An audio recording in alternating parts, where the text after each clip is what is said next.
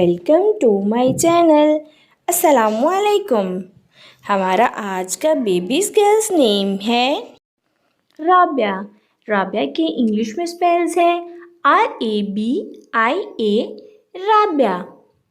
इस नेम का मज़हब है इस्लाम और इस नेम का जिन्स है लड़की।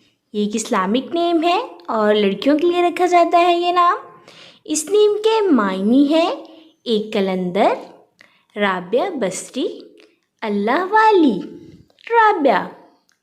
इस नेम के हरूफ की बात करें तो उर्दू में 5 हरूफ के साथ एक लफ्ज़ बनता है और इंग्लिश में इसके 5 लेटर्स 1 वर्ड, राबिया।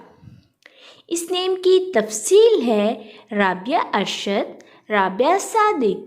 इस तरह से हम ये नाम रख सकते हैं।